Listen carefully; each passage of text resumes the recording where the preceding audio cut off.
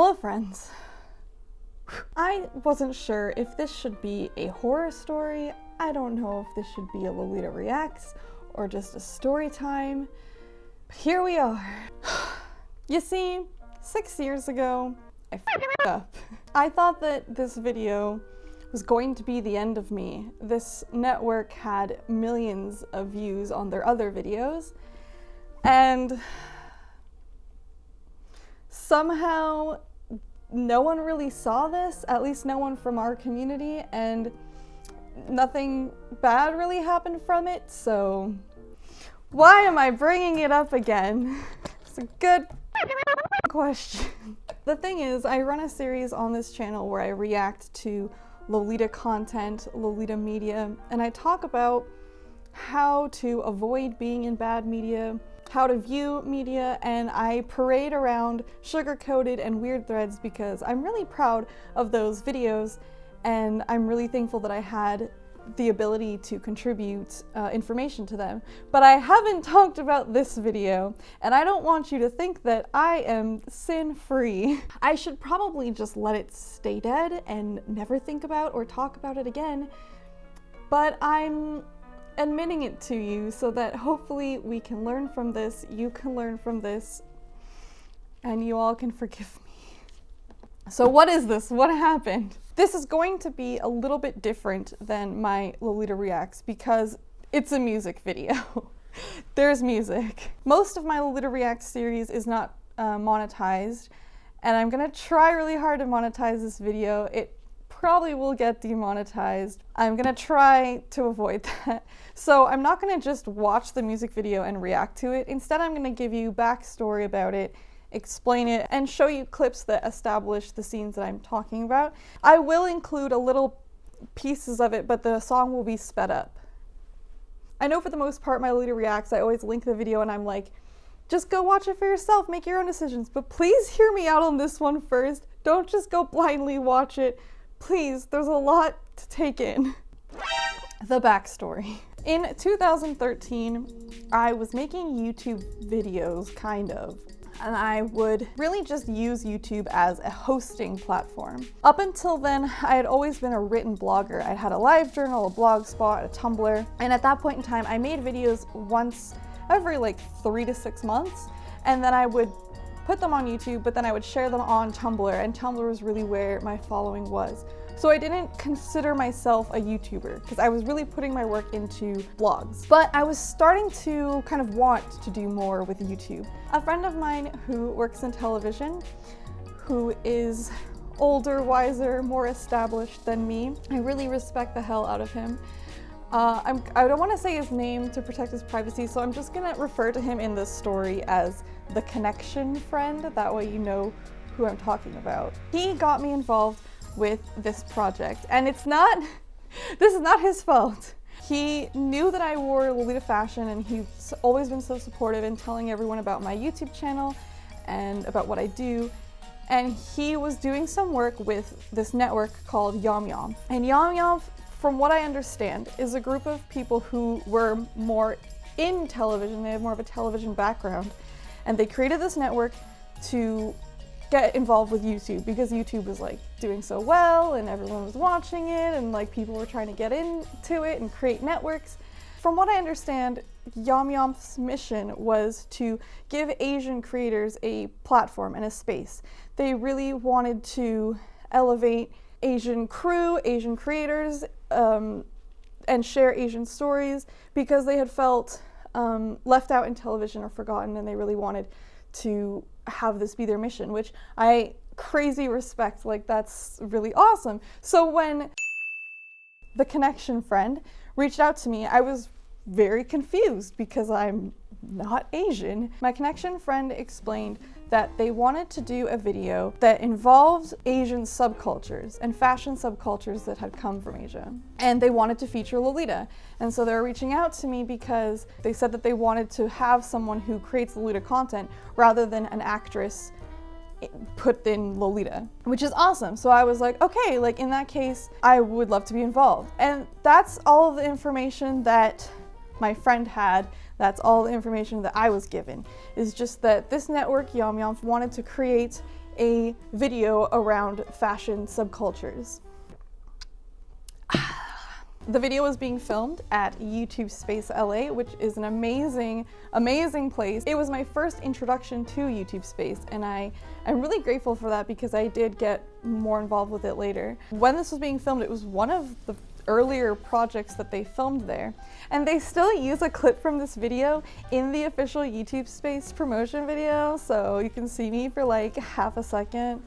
And basically what it is it's a place with sound stages and editing equipment and all of this cool stuff where YouTubers that fit certain criteria can go and use to their benefits to create videos to put on YouTube. So it's like YouTube giving back to YouTube, which is awesome. There's also a YouTube Space in Toronto, which I'm really, really thankful for. So again, remember, this is back in 2013 in Los Angeles at YouTube Space. This was actually my first YouTube paid thing ever. I had another job and I was doing YouTube on the side, and I never had a sponsorship or worked in anything media related up until that point. So I am actually really thankful for this experience because it was my first film set experience, and it really kind of put the idea in my head that I could do production, and which led to so many other things. So I am really thankful for this experience. Okay, I'll get into it.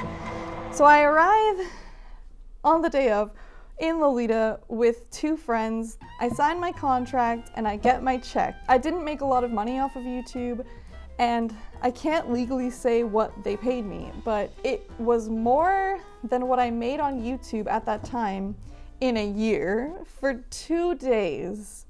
So it was quite nice. The staff on this was huge. You've got to remember, everybody there was being paid.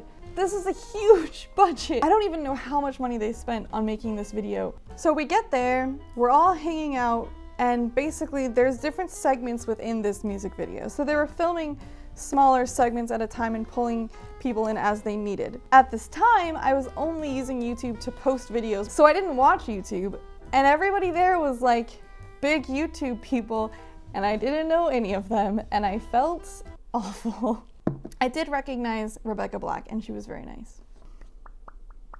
But I started to look around and grow confused because I was under the impression that there would be a bunch of alternative fashion people there. But I kind of felt like I was the only one, and my friends, and another random girl who was wearing Liz Lisa, who was equally confused. But everybody seemed to be YouTubers, and when I was asking them about what they do, none of them really related to alternative fashion or subcultures or the whole thing that I thought this video was about. So the group of us, which we were extras, essentially, I thought going into this that I was like a featured creator because I was also told that like at the end I would be featured and I would have like a link and they would blah blah blah, but I'm kind of glad that that wasn't the case after all.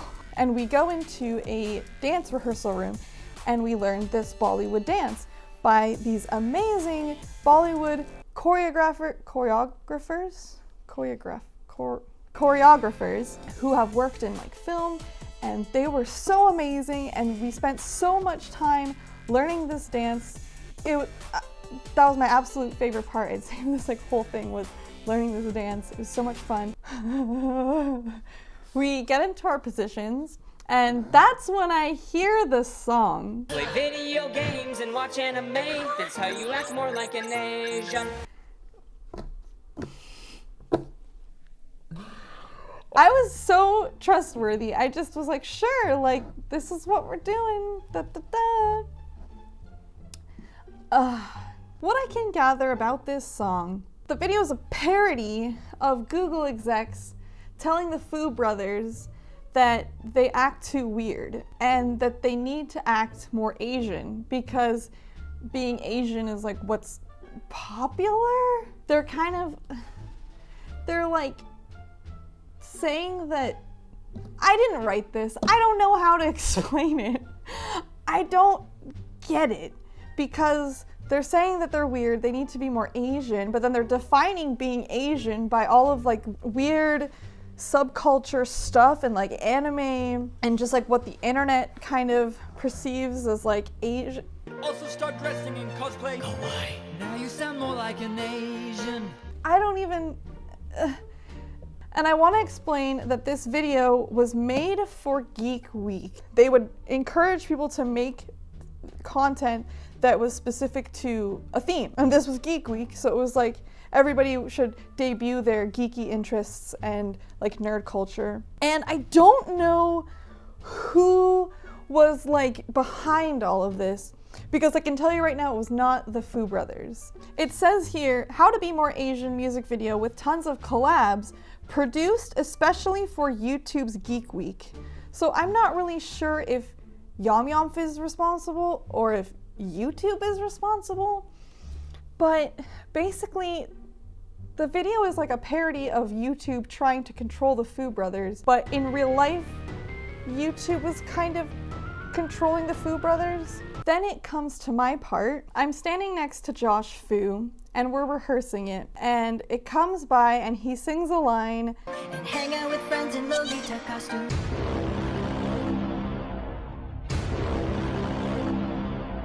I'm immediately so upset. They're rehearsing other parts, and basically how it worked was it was like a continuous shot. They went by and then they went to another, so when they were rehearsing it, they said it, and then Josh and Jacob like continued into the next shot.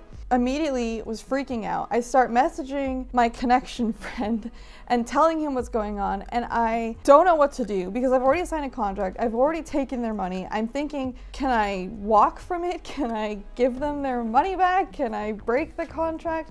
What can I do? If this gets out that I'm in a video that shows Lolita as a costume, I'm done. No one's gonna respect me anymore. Josh was so kind and so understanding, and he was explaining to me that they didn't write it this way and they hadn't entirely envisioned the video this way, but that somebody had given them notes and like changed the writing. And I don't know if it was Yom Yom, I don't know if it was YouTube. I'm kind of guessing that it was YouTube. At that point, it had already been recorded, and I felt badly because I was also there because of I was representing him with all of these people who he ended up doing a lot more work with. You can see, I feel like if you just look at my face, like you can see how dead I am inside. They just told me like, do some poses, and I was like, even at the time with like no film experience, I was like, why do they have the light at a diagonal upwards? Putting a light like this is gonna make most people look like a corpse. But I guess it's fitting because I felt so dead inside. And then they had to add a little like fake laugh. That was not my laugh. I mean, you can tell I'm not laughing there, but they added a little like why? YouTube was a mistake. That was only the first day of shooting, and everyone on set knew how upset I was. And if you think about it, it was really unprofessional of like a background actor, an extra, to be so fussy, but this is my thing. This is the thing that I love and that I've put so much work into and that I wanted to continue. And this wasn't just Lolita, this wasn't just me. There were other people in the video that were supposed to be representing other fashions, like Gyaru. Find a new girlfriend that dresses Gyaru.